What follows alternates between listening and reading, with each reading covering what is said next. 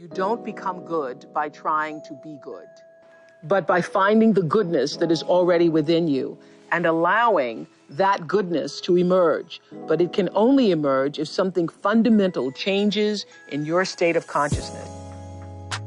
So what that means, if nothing changes in your state of consciousness, the ego has many ideas. It says, I want to be a spiritual person. I want to be recognized as a spiritual person. I want to be more spiritual than all these people. And I'm definitely more spiritual than you. So the ego has all kinds of ideas of what it wants to be. It might even say, yes, I want to be good, because it wants to have a better image of itself. But on that level, by the essential dysfunction of the ego is still operating. So this is why we have the phrase, the road to hell is paved with good intentions. Because no matter how good your intentions are, when you're still trapped in the ego, it will always take you into conflict, eventually. So you have to go deeper beyond the realm of opposites where there's good and bad, and reach a place within yourself that is unconditioned, that is what I sometimes call the formless, expressed beautifully in the Old Testament in the little saying, "Be still and know that I am God." And that's in the Old Testament. It contains the entire wisdom of religion in those few words. Be still, meaning go to that place where the mind is no longer operating, where you are just conscious without thinking. And that is the level where the eternal resides. When you went first to school, you went to kindergarten.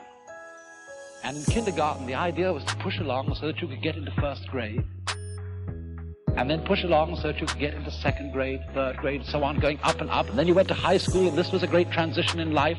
And now the pressure is being put on. You must get ahead. You must go up the grades and finally be good enough to get to college. And then when you get to college, you're still going step by step, up to the great moment in which you're ready to go out into the world. And then when you get out into this famous world, comes the struggle for success in profession or business.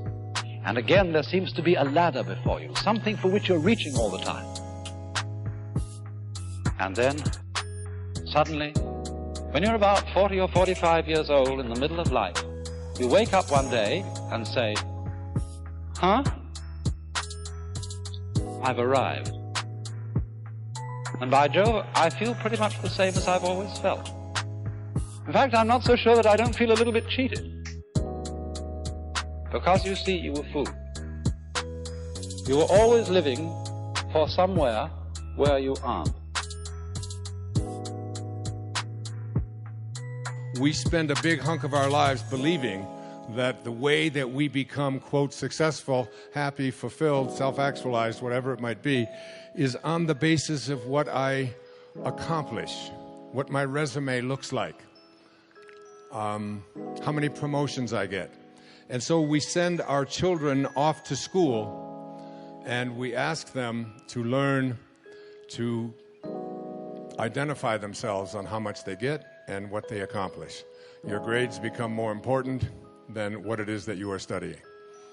What you own, what clothes you wear, what labels you have, and so on. And we become obsessed with this kind of absurdity.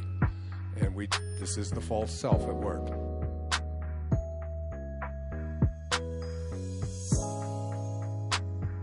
You know, look back 10 years ago, 5 years ago, 15 years ago, and think of a decision you made.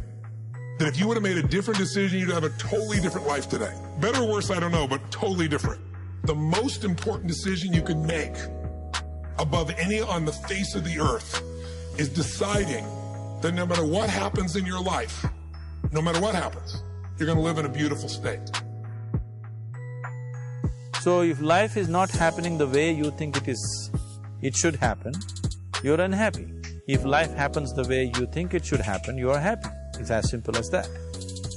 So if life has to happen the way you think it should happen, first of all, how you think with how much focus you think, how much stability is there in your thought, and how much reverberance is there in the thought process will determine whether your thought will become a reality or is it just an empty thought. Or how you do not create any impediments for your thought by creating negative thought process. This possible, is something possible or not possible, is destroying humanity. What is possible and not possible is not your business, it's nature's business. Your business is just to strive for what you want.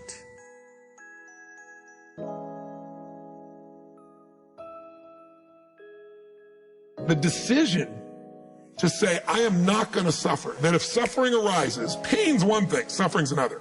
Suffering is when you're like, suffering could be worry, it could be anger, it could be frustration, it's anything that takes you out of a beautiful state. And here's what people don't get. You can end suffering by stop focusing on yourself and focus on something you want to serve greater than yourself. Your children, your wife, your mission, your life. You can get out of it in an instant because the nature of the human mind is to constantly compare things. Your mind, your brain is a 2 million-year-old device, and it is not designed to make you happy. It's designed to make you survive. And that's why it's always looking for what's wrong. Life is supposed to be good, not just for some, but for all of you. And when it isn't, something has gone terribly wrong. And every single time, the thing that has gone terribly wrong is that an orientation or a perspective has been developed and practiced to the point that other evidence can't come in. In other words, when you have decided something in a very powerful way, then it must be, because law of attraction will always present to you exactly the package that you are practicing all day, every day. You've got no argument with that. And so we do not sense that your life reflects this now in this powerful way. At one time, yes. But we want to say to you that you are taking more upon yourself. This is really what we would like to say to you. Soul is also the center of the world, which is a frightening proposition and not one that's easily comprehensible.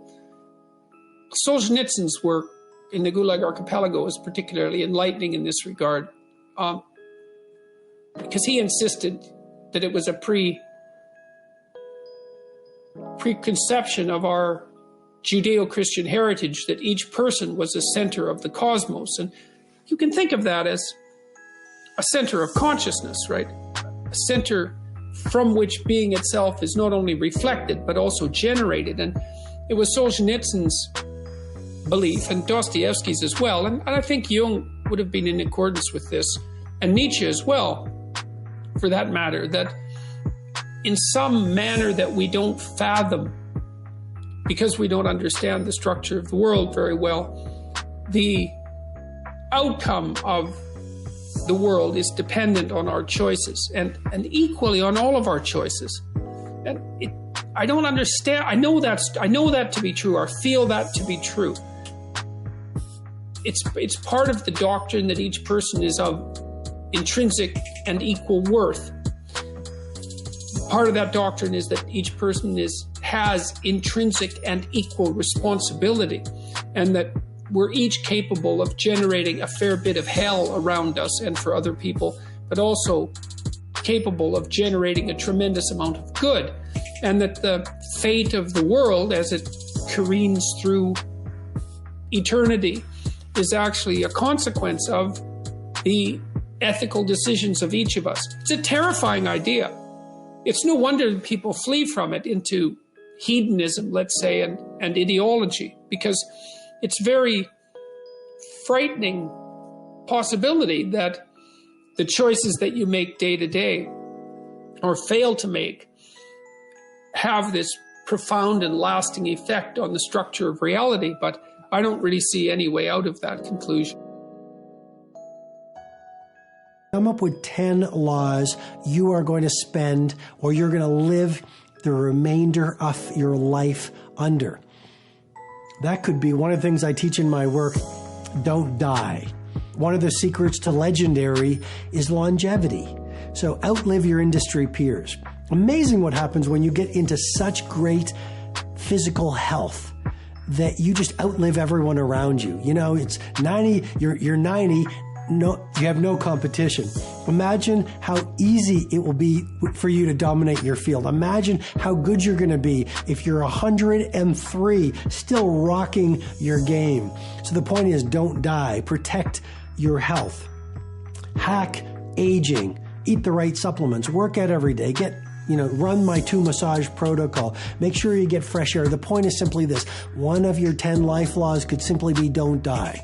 One of your 10 life laws could be give more than you take. One of your 10 life laws could be spend an hour alone building your self-relationship. You know, I was reading Marcus Aurelius very early this morning, the great Roman emperor, and he talked about the shortness of life, but he also talked about this. Find some time every day to be amid tranquility so you could think. See, when you're in the noise, you can't think. The noise of distraction and attraction and diversion by technology. When you're alone, and I've found it's the best thing, first thing in the morning, you can actually think about your values, and you can actually get to know yourself again, and you can actually breathe, and you can actually contemplate, what am I going to do today? How am I going to live? How can I make today on earth a valuable day?